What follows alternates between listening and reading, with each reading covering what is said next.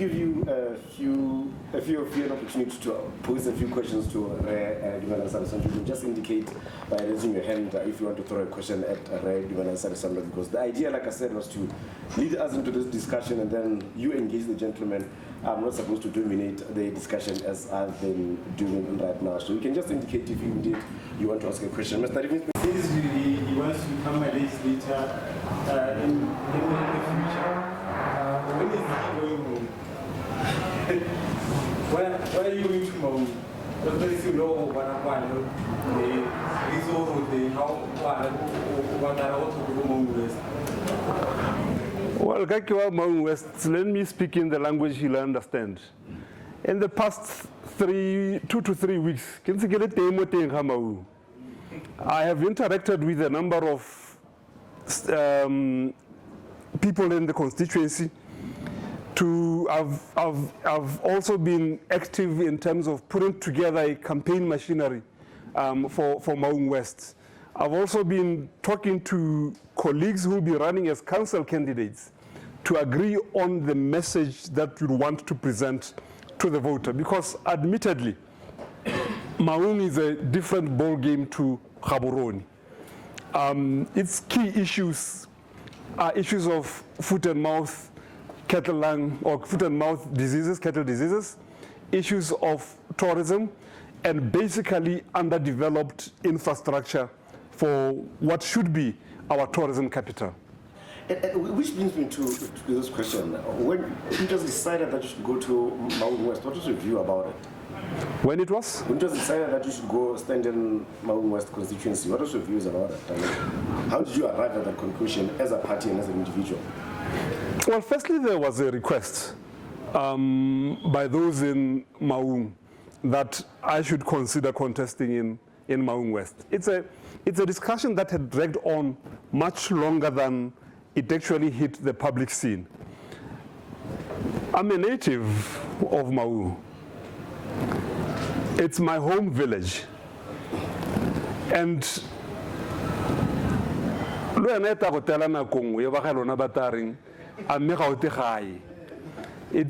it happens. You may have been working for the United Nations, and the time may come for you to decide, I'm done with the United Nations, with the international community.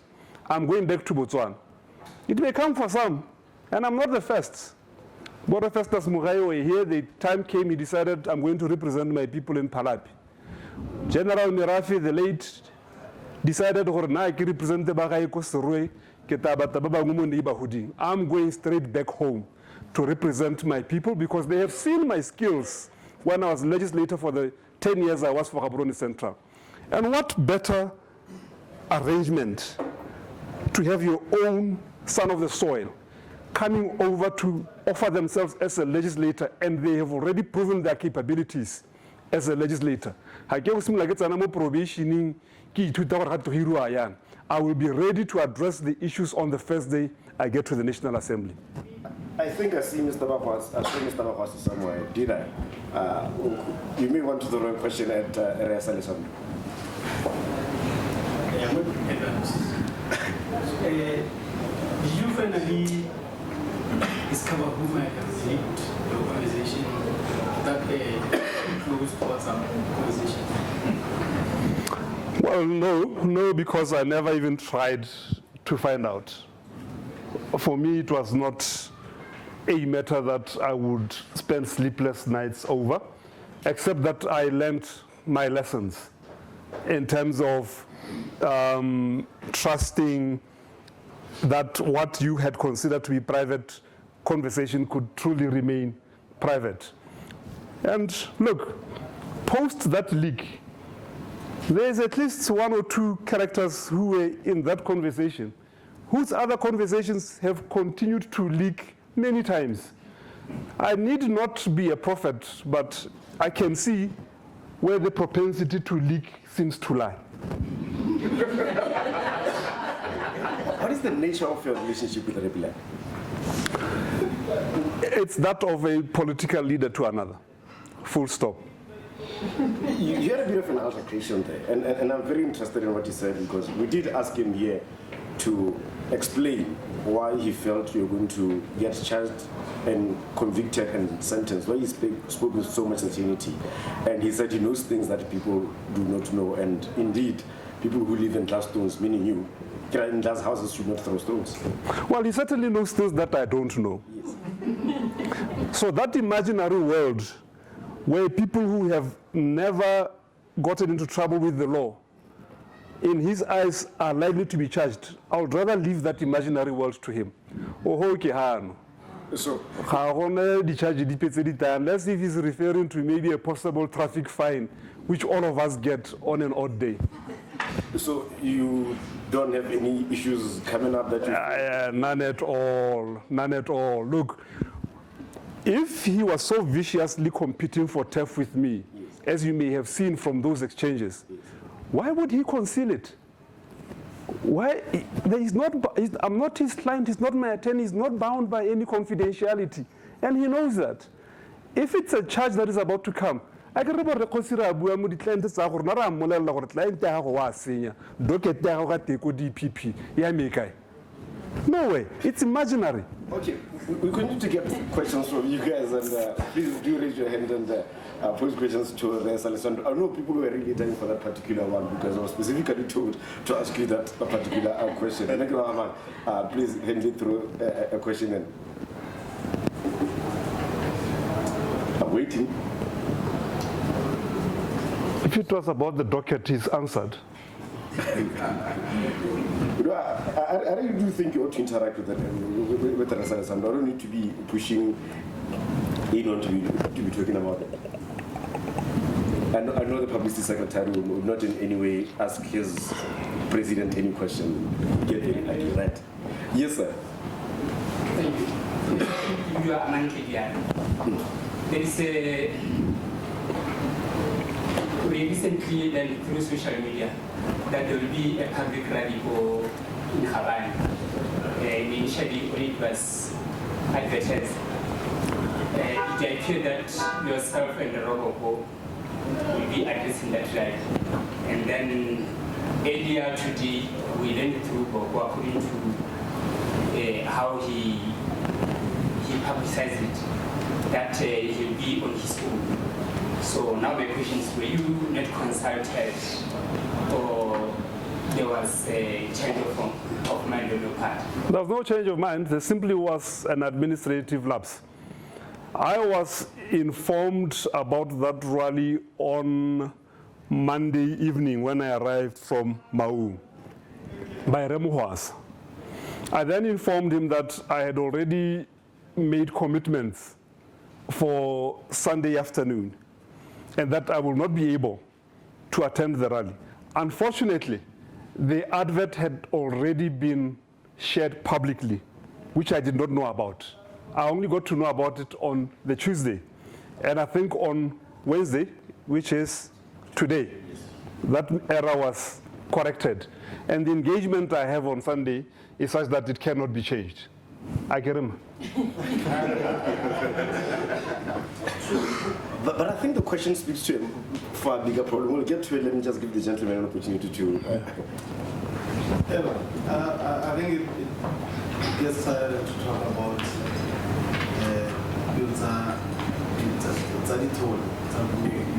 there's so much bigger issues happening in the country. I would be interested in picking your brain,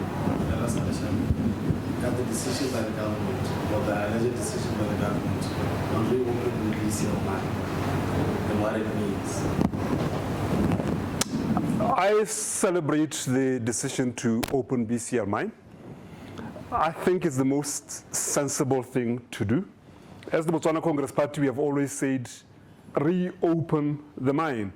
You know, copper nickel prices always fluctuate up and down. There have been instances where the mine was simply not profitable because of the prices, and then 2-3 years down the line, the mine is making good profits. I remember touring the mine when it was still managed by, I think it was Party, and the figures he shared with us showed that it was a profitable mine at the time. I think the decision to close the mine was irresponsible and reckless. It's just a pity that the people who are now deciding to reopen the mine were the top advocates justifying why it was the right decision to close it, including Ramasisi. However, it was because they had a president who had insisted. You know, I respect men and women who stand up and make their voice. I know of ministers who have resigned because they thought that cabinet was taking a very reckless decision that they could not associate with. This group of men and women in Ramasisi's cabinet were the biggest cheerleaders in justifying why BCL ought to have been closed. As a result, people's lives have been irreparably, let's call it irreparable inconvenience that you cannot cure even with an opening as we celebrated. People have committed suicide because of financial stress when they lost their jobs at the BCL mine. And unfortunately, Ramasisi, who was part of the decision of closing that mine, cannot compensate such families. Children have had to be subjected to life without parents because the parents had relocated to the home villages and others had to stay with it. It's a sad situation. Businesses have closed. Businessmen have had to go into financial distress because of an irresponsible decision that was taken by the BDP government. So even as I celebrate the news that BCL will be reopened, and I don't have the finer details, but I think the decision is a welcome one. But someone has to take responsibility for the billions we have lost because of that closure, for the billions or the millions we have paid to a liquidator who ought not to have been there in the first place.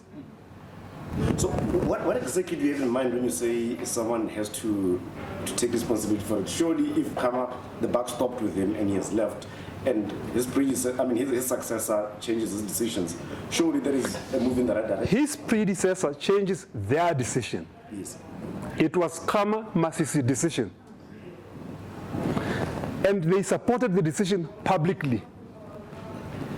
You know, more Nanle, I know of a family where at one point they had a very abusive father. And the mother never raised her voice for many years. After the abusive father had passed on, the mother came out to say, Nagana, I never agreed with what that man was doing. An irresponsible parent. And that is what Ramasisi is. He was Kama's political spouse. He can't tell us after the departure of Kama that I think we need a better president than what we have. Okay, yes sir. I'd like to Yeah. I'd like to thank everybody for this opportunity because it's not oftentimes that we as young people get to engage with the likes of Saleshando. I'd like to applaud Mr. Machete, who rightly mentioned that, bickering about partisan issues at the expense of real bread and butter issues which affect Botswana quality. I have a lot to say. It's going to be a question, it's going to be a comment, it's going to be an exhortation. Honorable Saleshando, I'm already seeing into the future. I think you're going back to Parliament. Side issue. Let's talk about pragmatism. Right now, we can see that there is a wind of change. We're still in the early days of President Masisi's presidency. Of course, we shouldn't get overexcited. Opposition must do its duty, and civil society must do its duty to preserve democracy. But the concern I have with our political parties, starting from BDP, BCP, all across the board, is the leadership. Have you ever thought of strategic recruitment? Because look at who we have in our political parties, especially when we talk about the young cadres. Do you have, look across the board, and I'm going to be very controversial.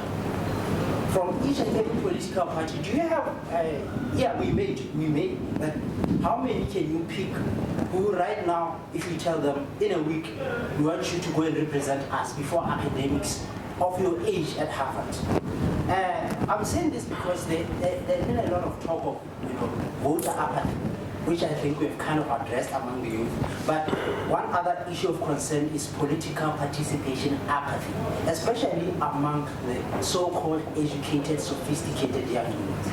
I hope you've gotten something from what I said. It was not necessarily a question, just my 2 cents. Thank you. Well, one could say, look,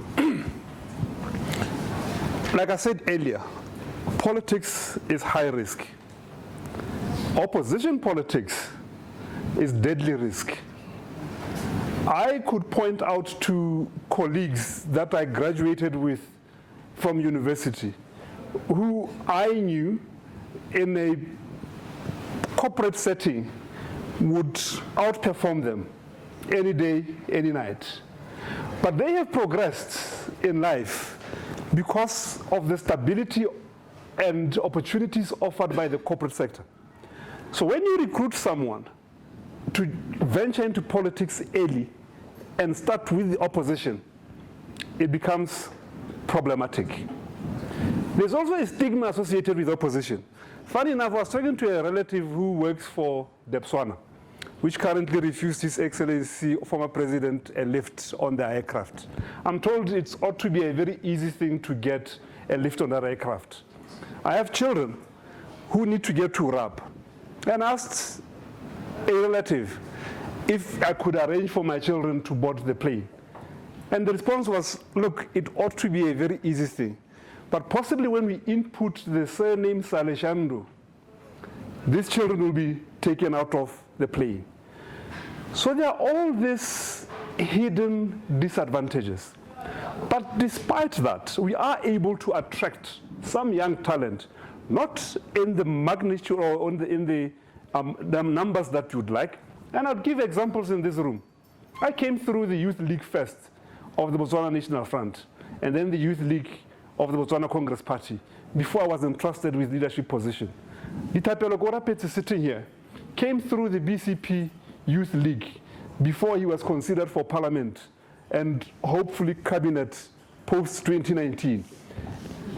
And I'm hoping that more flowers will blossom within our ranks.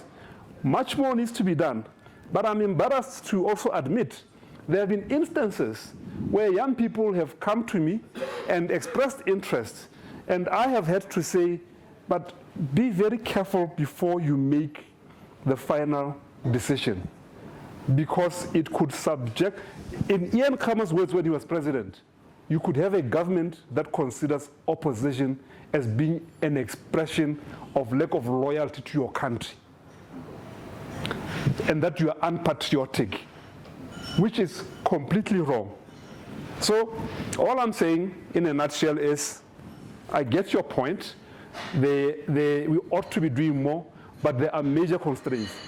I'm sure, barring the unimagined happening, if we reconfigure or clean up and get into government, no, we are going to get a lot of young professionals in nice suits. It's a ruling party.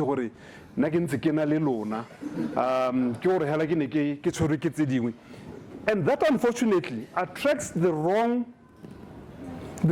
breed to politics, because they are coming because of personal financial opportunities and not because they are committed to the values that you stand for.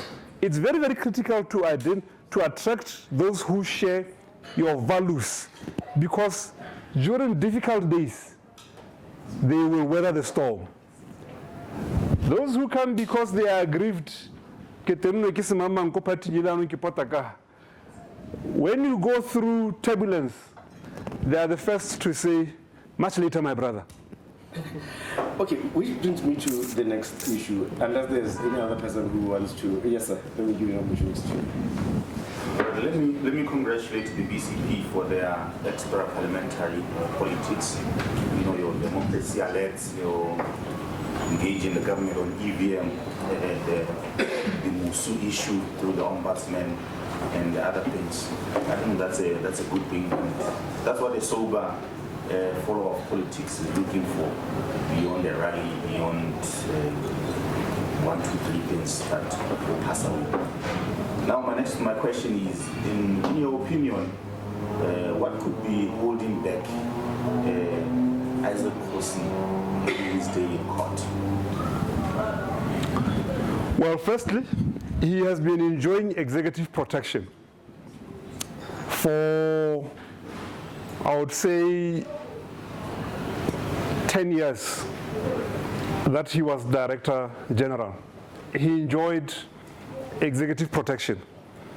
He was possibly an envoy of his principal when undertaking the misdeeds that took place under his administration. He had executive protection. Clearly that executive protection is no more.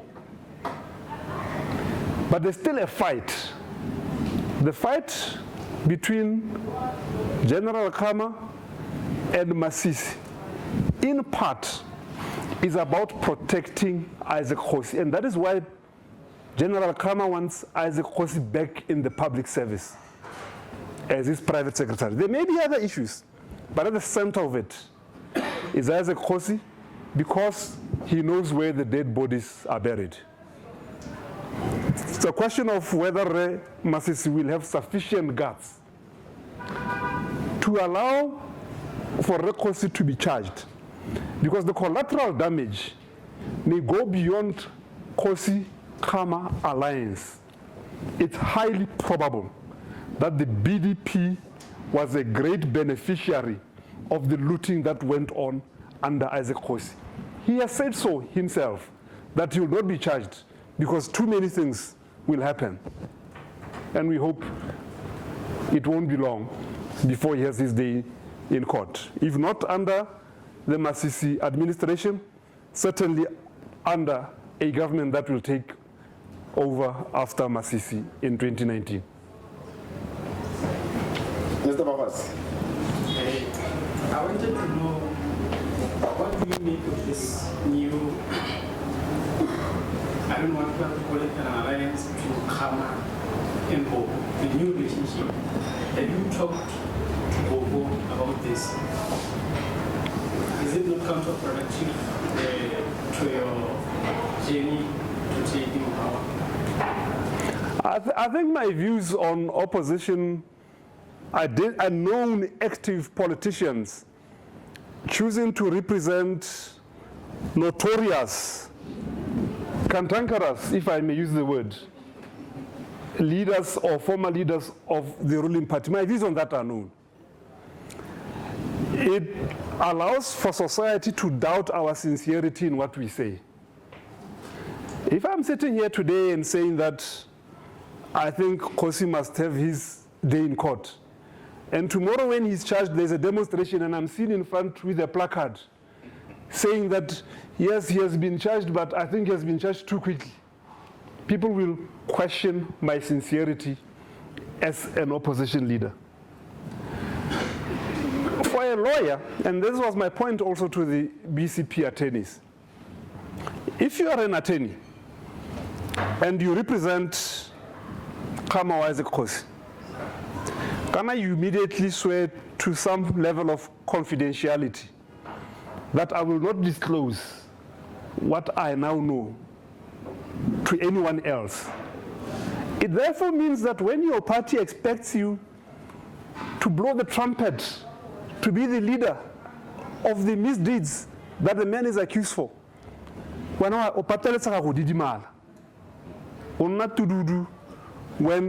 you are supposed to be the person leading. So that is really my position. Now I do not know of Reboko having accepted instructions from Isaac Kosi or Rekhama, but I know Rekhama has said that he has approached him. I am hoping that his conscience will guide him before he takes the final decision. It cannot be correct that there is some professional imperative forcing any attorney to take on any matter. I know of many attorneys who have refused to take certain cases because they are opposed. For example, some have refused. I know of an attorney who said, ever since burglars broke into his house, he doesn't represent anyone who's accused of burglary. It's a personal decision. I know of a lawyer who has said that he will not handle any matter of divorce. There's nothing wrong in saying, thanks, sir, for considering me to take your instructions, but no thanks. But in the event, because Boko's tone has clearly been a bit, placating towards Rakam, in the event that he takes it up, where does that leave you and where does that leave the BCP? We will not change our position. Our position has already been made public. We will not support it. And I am hoping that he will not take up the case. But is it a conversation you've had? It is a conversation I've had. He knows my views. I have shared the views privately. I have shared them publicly. I am sharing them today. Okay, any other questions? Because I do, yes, sir. Yeah, this is just to add on that one. Before we have learned on what the relationship between Repika and the then director of GSA as a course. And then that administration in GSA, if you know, there is a new one. But then this time around, we learn about the relationship in a report that come. Still, the then director yes, as a Kusatanamate. And then, this confusion is a thing more umbrella would give. A title of the Karina constitution, Okare, Honale, Togu, Seven and Sabotage, and then the other thing in a Hanyakia constituency. And then again, Nahara, Kare, balance situation again. Okare look at the Bokojan, the president, YUGC, report. The Tale and the Repiani. There is a from your side. Okare, there is this. Today, thousands of police will be the hands at the forest, Lavan and the time and a Hotabo Baka, so I'm not that frustration, you can have that trade. So now, don't you think the then administration,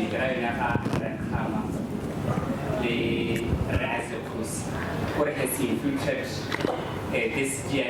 this umbrella, waiting for finally this confusion.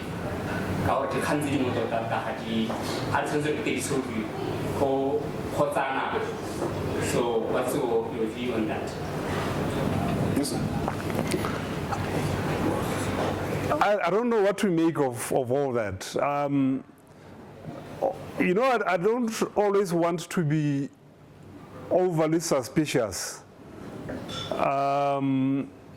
of colleagues. As it is, like I say, Reboko has assured me that not only myself, he has assured other members of the BCP leadership that he would never act for Isaac Hosi. It may have been in a private meeting, but I can state that. We confronted him about it, he said no. So let's wait and see what happens. It may be highly probable that there is actually no relationship. If there is a relationship, what type of relationship? We would ask those questions. And we would be worried. We'd be worried about it.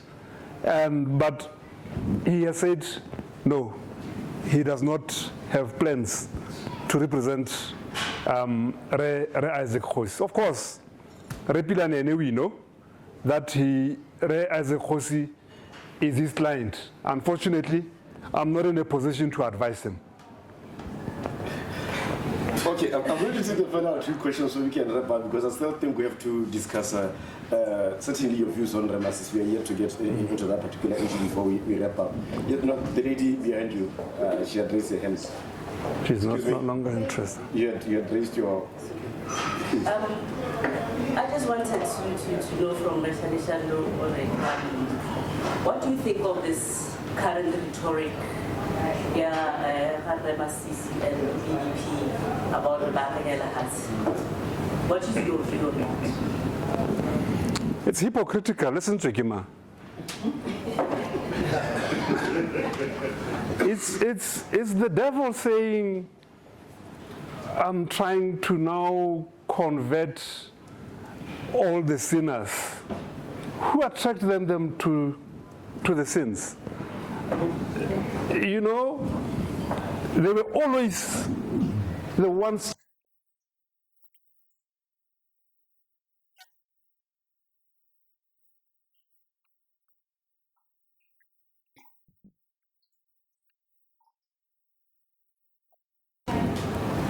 When we tried to say, apply the BDF Act and don't let him pilot the Ohani, they said we have something wrong in our head. In their tussles with Kama, my response has been very simple. Spare the rod, spoil the child. And it's going to cost them dearly. But they are accomplices. At the till at Amadi. Leo Namula Solo Horatzen, Omola to Hela Yakaene. Leo Nabula Tilo Madikia, Omola to Hela Kain, Leona Queta Koli Horasi, Omola to Hela Yakaene. Really, that is my position. You can't stand outside and say, yeah, the Hodlene Lesa Siama, Milo and Nori to Sori. Did you have still? Yes, sir. Much of what I've gotten from Honorable Saleshando is the concept of principle. Because leaders generally are held to a higher level. And I'm going back to the throne. I don't want to dwell much on the big conversation in the WhatsApp, but what that has shown me is that the issue of principle among our leaders is lost. They have lost credibility in my eyes and in the eyes of many a young person who's got a rational mind. So the issue of principle, and I know the precarious position that you find yourself in, Rasasha. Let me be modest to say, I'm not saying this because I want to suck up to you, by no means. But from that conversation and what I've observed over the years is that, and you have no choice, political games, strategy, whatever, I know all that political science. The truth of the matter is, and it's a sad reality, that you have to, for the sake of Botswana, for the sake of what? The greater good, you have to deal with people who literally have no principles. And I wish they were here so that I could say it to their faces. And you know what? Let me conclude. It's hard to stand up and say to Botswana that Saleshando is a leader, as your leader, has any principle, because his supporters, or Rebel, or Remasis, or whoever is a leader, which therefore means I wish Botswana were here. That just tells me that our people do not have principles. We're not saying people should be angels, people should be perfect, and I wish we had a lot more here. They have lost credibility. So, once again, not a question, not a comment, just my 2 cents. Ramachan.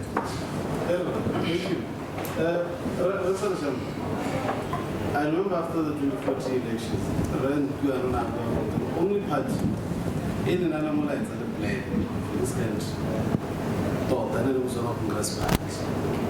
Why the debate is wrong? What's the party doing before now? Me no plan say between me and get the that was one of Congress parties. Hope you know one of Congress parties. I noticed on AP, I had last night. And once about the government told them to deal with that. I'm not sure whether this is the right word to use. That's what in retrospect, wouldn't you say the timing was bad for the BCP to have joined the UDC when they did? You, Go on, let me sorry. unfortunately, you will always have to make decisions without the benefit of hindsight. That's the reality. And yes, many people have given us the feedback that we had a very good message for 2014. But others said it was a wrong strategy because we were talking to the mind. But the voter wanted us to talk to the heart, which the UDC did. And the APL or Barry, I can't remember when they have to deal with Moletswa Bonawari,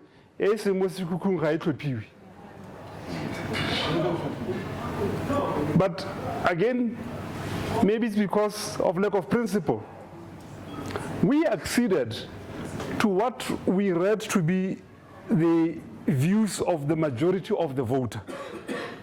That they were saying, yes, we loved your message, but we think it's critical to get the BDP out.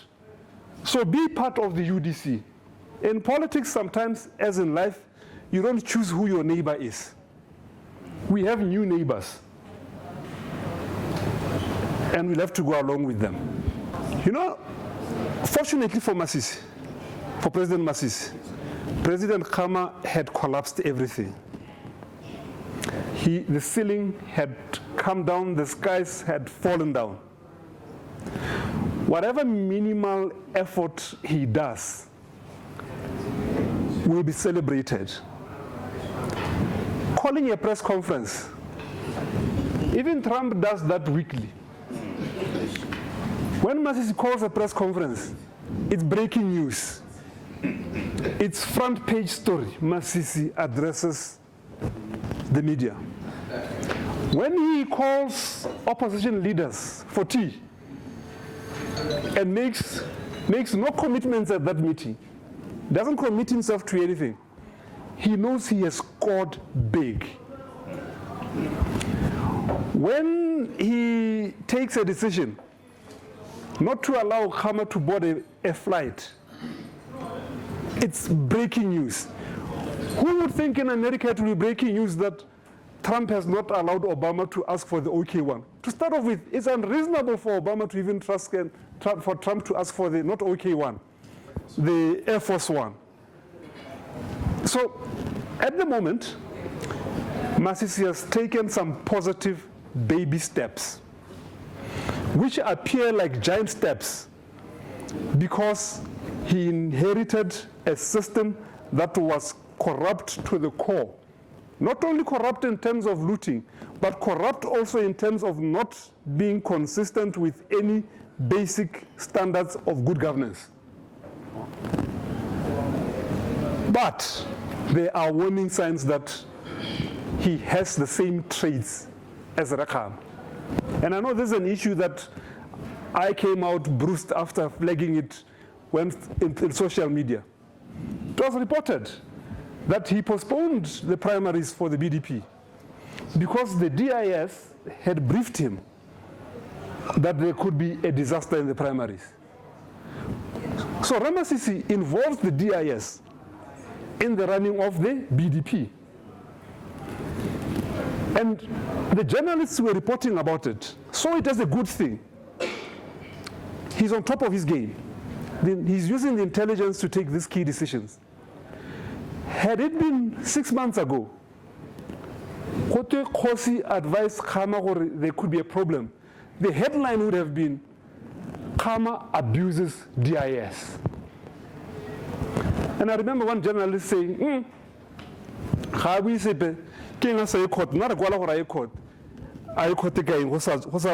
make reference to any report. What do you take to court there? And all I was saying is, apply the same standards on this matter as you did with President Khan. But you know what? It's a honeymoon period. It's natural that during the honeymoon, if Habib pisses on the toilet seat, coming home a bit drunk, wifey will clean it.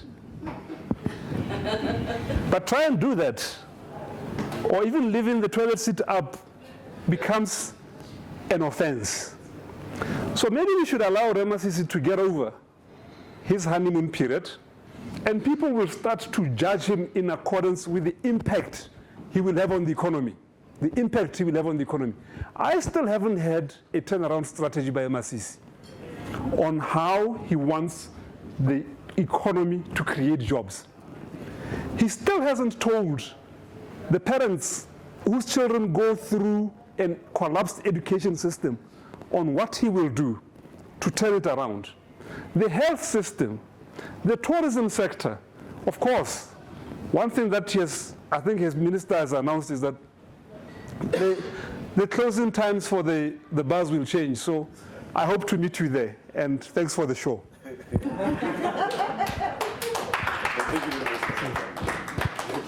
you very much for coming.